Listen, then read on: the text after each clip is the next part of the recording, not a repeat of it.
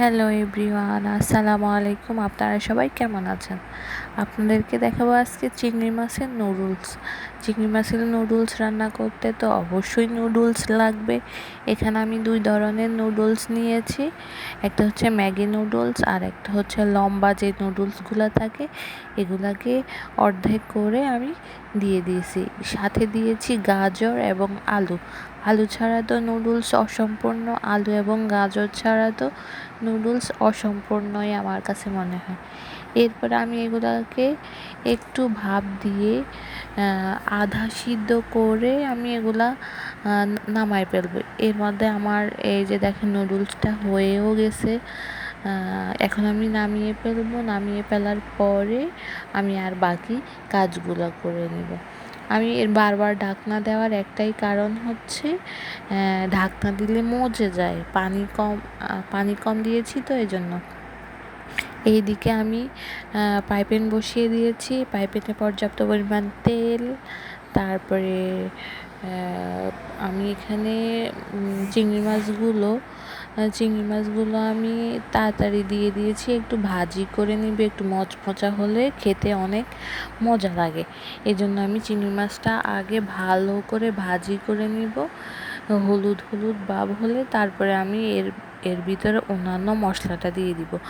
আপনারা অবশ্যই যারা আমার চ্যানেলটি দেখতেছেন অবশ্যই প্লিজ সাবস্ক্রাইব করে দিবেন, পাশে থাকবেন লাইক কমেন্ট করে।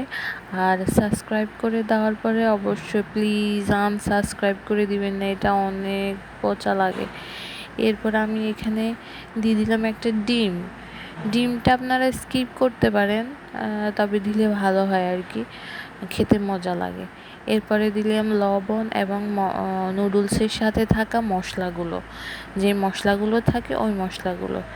এরপরে আমি এখানে পেঁয়াজ এবং টমেটো দিয়ে দিলাম।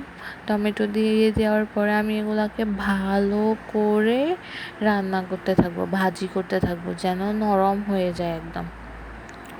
আপনারা দেখতেই পাচ্ছেন আমি খুব সতর্কতার সাথে খুব ধৈর্য সরে অনেকক্ষণ থেকে রান্না করছি। আর এরপর আমি কালারের জন্য দিয়ে দিলাম একটু হলুদ, একটু জিরা এবং এখানে মেয়োনেজ। আমি এখানে মেয়োনেজ 2 টেবিল চামচ পরিমাণ দিয়েছি। এতে কালার সুন্দর হয় এবং মানে নুডলসের টেস্টটা অনেক বেশি আসে। আপনারা চেষ্টা করবেন দেওয়ার, না থাকলে সমস্যা নাই, স্কিপ করতে পারেন। এরপরে দিয়ে দিলাম আমি নুডলস। আর এই নুডলসটা কেন এত বেশি মজা জানেন? এখানে একটু ঝোল ঝোল থাকে আর কি, মাখো মাখো থাকে। আমি একদম ঝরঝরা করি না। আমার বাসায় এটা সবাই খুব পছন্দ করে, খেতে অনেক মজা লাগে আসলে। আপনারা বাসায় একবার হলেও ট্রাই করবেন। আর আমি সব সময় কাঁচা মরিচটা একটু দেরিতে দেই, কারণ আমার বাসায় ঝাল খুব কম খায় সবাই, মানে যেটা প্রয়োজন সেটাই খায়, অতিরিক্ত ঝাল খায় না। আর বাচ্চারা খাবে সেহেতু আমি ঝালের পরিমাণটা একটু কমই দিই। আর ঝাল খাওয়া অত ভালো না সত্যি বলতে আর কি, তবু মাঝে মাঝে তো খাওয়া যায়, আপনারা খেতে পারেন, সমস্যা নাই। এরপরে আমরা এই ভালো করে এপিট ওপিট করে বারবার নেড়ে চেড়ে দিব যেন নুডলসের ভিতরে সবগুলো মশলা একবারে ভালো করে ঢুকে। এটা আপনাদেরকে খেয়াল রাখতে হবে যেন নুডলসের ভিতরে মশলাগুলো মানে চিংড়ি মাছের মশলাগুলো ভালো করে ঢুকে। কার কার চিংড়ি মাছ পছন্দ কমেন্ট করে জানাবেন। আর ভালো লাগলে অবশ্যই লাইক কমেন্ট এবং চ্যানেলটি সাবস্ক্রাইব করে দিবেন। ভালো থাকবেন আর আমার পাশে থাকবেন। আমরা একে অন্যের পাশে থাকলেই কিন্তু এগিয়ে যেতে পারবো, না হলে কিন্তু এগিয়ে যেতে পারবো না অবশ্যই।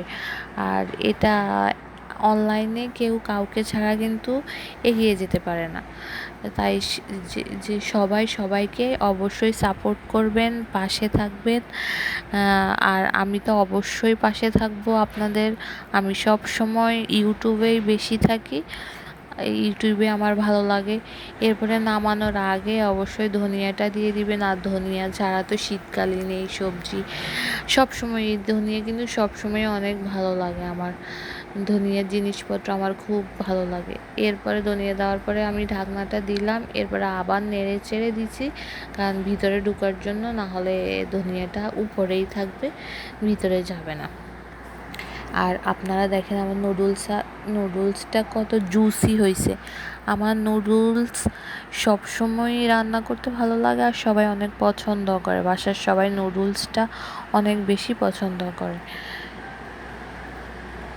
আর আপনারা আমার চ্যানেলটি সাবস্ক্রাইব করে দিবেন। আল্লাহ হাফেজ।